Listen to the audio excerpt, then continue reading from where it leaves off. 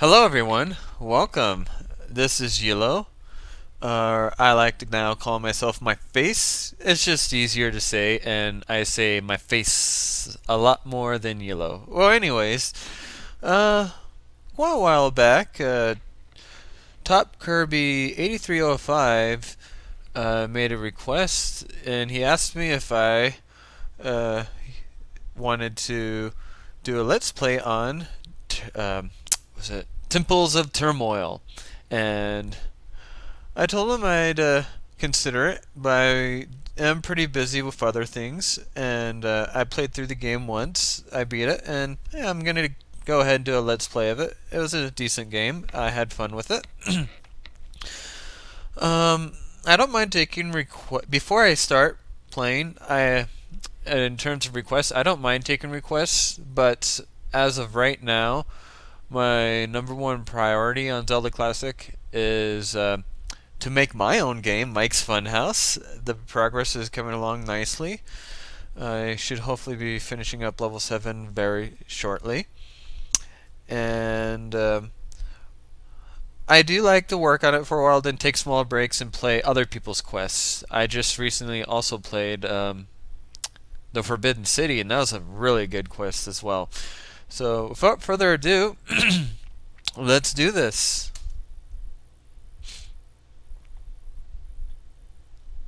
And my quest loads. Okay. So I am here. The volume is... I think the volume should be okay. If the volume is not okay, if the music's too loud or too quiet, or my voice is too loud or too quiet, please let me know for future videos. Well, anyways, as you can see, I'm in this cave. And this old man is telling me all about what's happening right now, and in the storyline, and I didn't read any of that because I was too busy just absent-minded. But anyways, first thing you want to do is to actually mow the lawn, which is what I'm doing. And I'm mowing the lawn because I'm grinding for rupees. I want to get at least 50 rupees to go to the store because I have no shield. And if you want to cut grass effectively, stand in the middle in between tiles and cut up or down, preferably up. And you can cut a lot of grass at once, making your grinding a bit less tedious. I'm already at 36 rupees.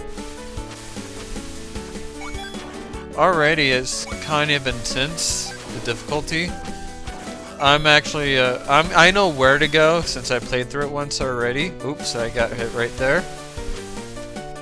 But if you choose to go the other way, like left or up, the enemies get pretty intense pretty fast, and for being as weak as you are, it's pretty easy to die early on in the game.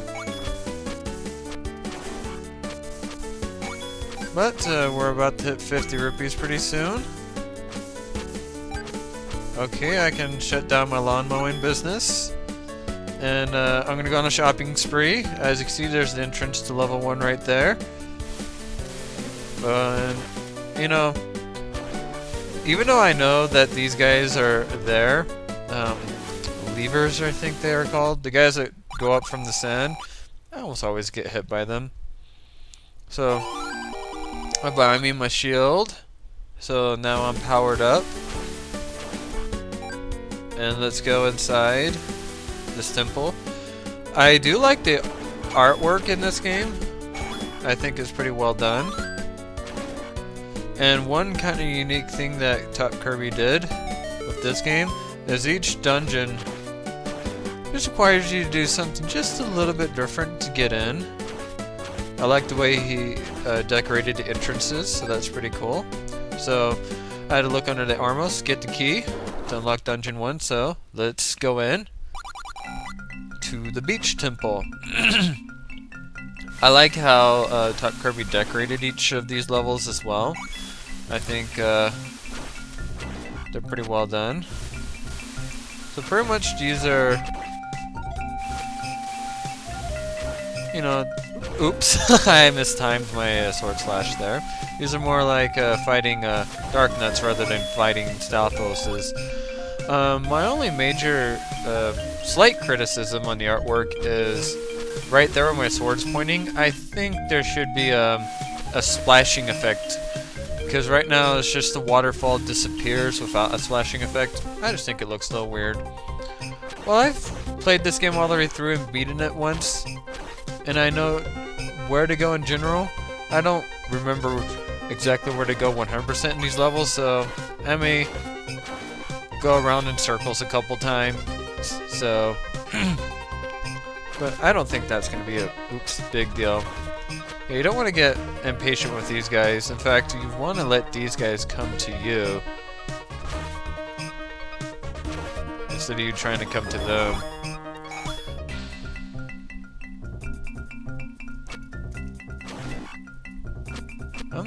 I know I should recognize these guys from because they look very familiar, but I can't quite recall where they're from, and I'm getting my butt kicked right now. To fight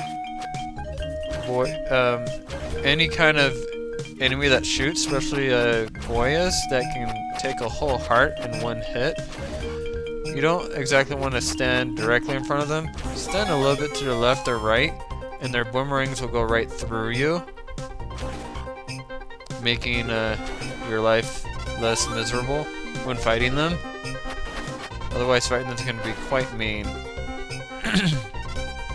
Excuse me.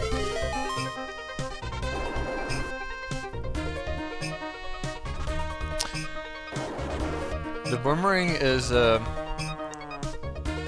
course, one of Link's staple items. Definitely makes the game much simpler. Having the ability to stun enemies is just so powerful. And it makes this dungeon a lot simpler if you know exactly where to go to get the boomerang, so that you can stun these enemies. And for Keese and other enemies that die in one hit by the boomerang, you can just hit them diagonal. You just have a lot more attack options and defense options too. So this is probably the hardest room in the dungeon that I can remember. When I first played this game, I didn't get my boomerang first. I just went straight in here, and I almost died because it can be pretty easy to mess up. Oops, like that. If you miss your boomerang, sometimes if you walk backwards, and oh shoot, it's lagging. Hold on real quick. Okay, lag free. I don't like it when my computer lags. But anyways, if you miss the enemy with the boomerang and you walk backwards, you can have the boomerang hit the enemies on the return trip. And it's easier to hit enemies when you're shooting your boomerang straight forward rather than diagonal. This makes things a little bit simpler. This room can be a little mean just because of the bubbles and the wall masters. Don't be afraid to use oh poop. I got owned there, and yeah, I got owned. Now, unlike Dark Nuts, these guys actually do get stunned by boomerang, so these are more like Zelda 2 Stalfoses with the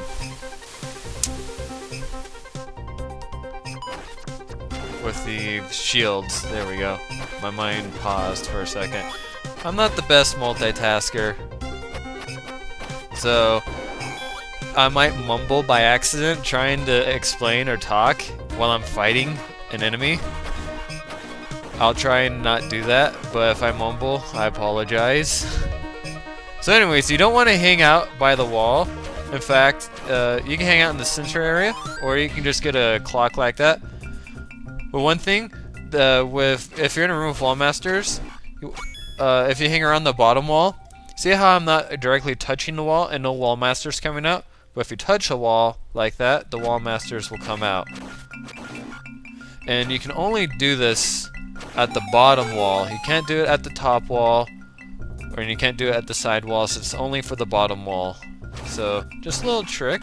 Now I will have strength.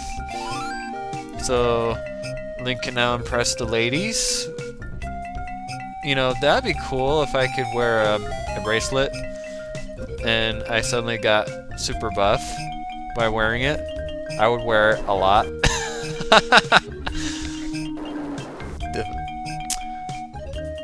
So now I got my strength and I got my keys, so I'm gonna move on to the dungeon, fight this mini boss. It's nothing special. You just want to make sure you walk forward and not get hit by the traps. Top Kirby uses traps a lot in this game. And it's better if you let him come to you versus you coming to it, because if you try coming to... This is true for any enemies. Sometimes if you try walking toward them, you'll walk into them by accident. But one thing, if they come to you and you swing your sword, as they're in their hurt state, they're flashing, and they can't hurt you when they're flashing by touching you. So makes that nice. So with my strength, I am now able to push blocks, but I don't remember which one to push, so give me a second. Either that or there's wall masters. Yep, there's wall masters here. You gotta make sure all the enemies are dead in the room before you can push things. I'll need those bombs for the boss. Spoiler alert. There we go. I'm super stoked that I pushed that block. I'm gonna be honest, you know, there's nothing wrong with these enemies, but I think their animation just looks a little weird to me. Just me. But that's over. I am now super healthy again. I got some more money. As you see, this dungeon is giving me quite a bit of money to go on a shopping spree.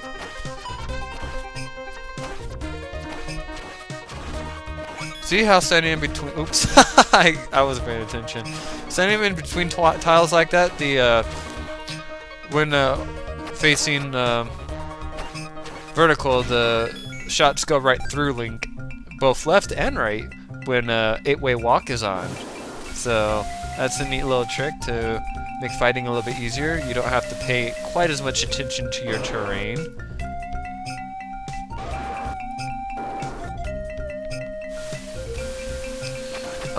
I do have one criticism for this room, and I'll explain it. See how that enemy's on the bottom? My sword can't reach that enemy, and I don't have the step ladder yet. So no matter how hard I try, I can't kill that enemy, but I can get the enemy on the top. So pretty much, in order to get the enemy on the bottom, I would have to waste a bomb. And at this point in the game, bombs are pretty necessary.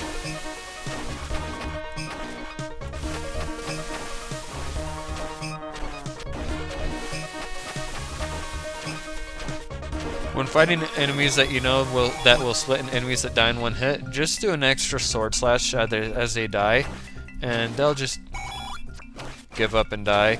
But if you're over them when they die, one thing with Zelda Classic is, oh cool, I got more bombs, is if you kill an enemy while you are literally on top of the enemy's sprite, the enemy sprite will hurt you.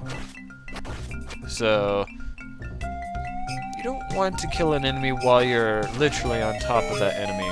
That's not cool.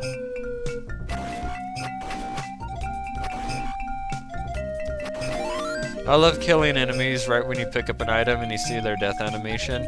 I always have fun doing that. So, we should be finishing up this dungeon fairly quickly.